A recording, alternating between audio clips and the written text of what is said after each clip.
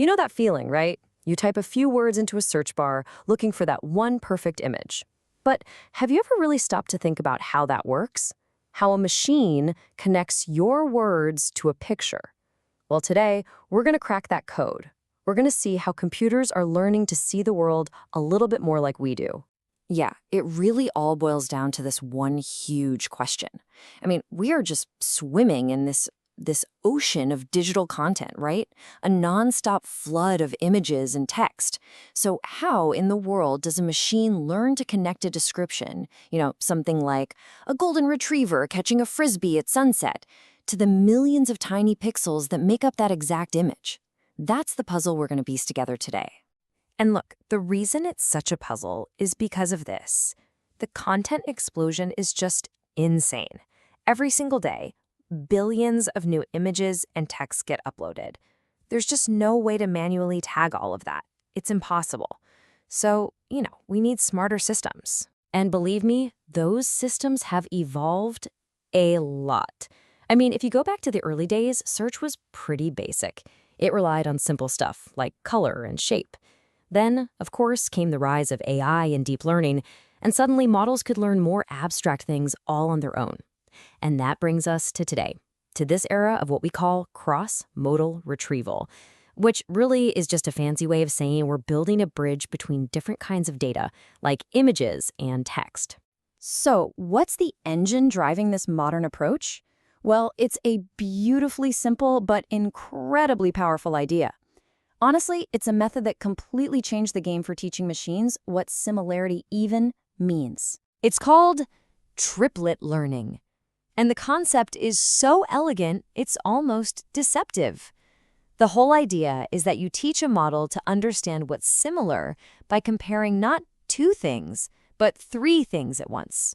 A triplet. Okay, so how does this triplet thing actually work? Well, you've got three key players in this little game. First, you have the anchor.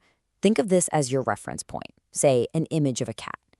Then you've got the positive. This is something that matches the anchor, like the text, a fluffy cat sleeping. And finally, you have the negative, something totally unrelated, like a red sports car. And the entire goal, is to teach the model one simple rule. The anchor needs to be closer to the positive than it is to the negative. That's it. The model literally adjusts its whole understanding of the world to pull the matching pairs together and push the unrelated stuff far, far away.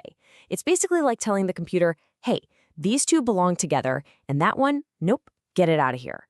And, it's such an elegant and effective system. It works really well. But, like a lot of brilliant ideas, it turns out there was a hidden flaw, a critical blind spot that no one saw at first. And listen, this isn't just some tiny little bug. The source material itself calls this shortcoming critical. So despite all of its success, the classic triplet model was missing a really important piece of the puzzle. So what was this big flaw? Well, the model got so good at linking an image to text, that's the cross-modal part, that it completely forgot to look at relationships within the same category. For example, it wasn't paying attention to whether two pictures that look really similar were actually being treated as similar by the model. It just overlooked it. And that little oversight, it leads to some really strange, inconsistent search results. Imagine this. The model correctly links a picture of a poodle to the word poodle, which is great. But then it completely fails to realize that a second picture of a poodle, one that looks almost identical, should also be ranked right up there. The results just get messy and less reliable. Okay, so that brings us to the next chapter in this story. Researchers, being researchers, spotted this flaw and came up with a much smarter solution. They figured out how to enhance the original idea without having to throw the whole thing away. And the solution is really all about adding a new layer of understanding. See, the traditional method only cared about that image-to-text link. But these new enhanced methods, they add another rule to the game.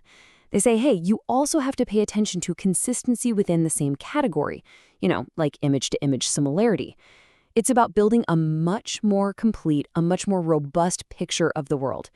And they pull this off with two key enhancements. The first one is called full hard negative, or FHN for short. Think of this as the strict one. It adds a bunch of new rules to make sure everything is consistent, both for images and for text. The second one, margin hard negative, or MHN, is kind of the smarter, not harder approach. It uses this clever adaptive margin, which basically means it adjusts how hard it pushes things apart based on the data it's seeing. This makes the whole learning process way more streamlined and efficient. Okay, I know this might all sound a little bit technical, a little in the weeds, but the reason we're digging into this is because these improvements have a real, tangible impact on how we all find and interact with information every single day. To put it simply, by fixing that blind spot, by forcing the model to consider all these other relationships, we get what we all want in the end: more accurate, more coherent, and just plain better search results. The machine's understanding of our world gets just a little bit deeper.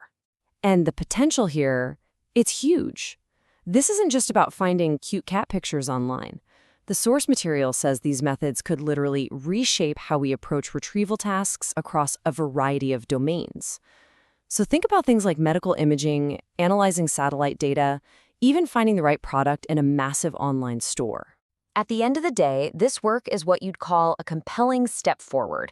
It's a perfect example of how science and technology really move ahead, right? We build a powerful new tool, we find its limits, and then we innovate to make it even better. We just keep pushing the boundaries of what's possible. And all of this leaves us with a really fascinating final thought. We've just seen how we can better connect images and text, but what's next?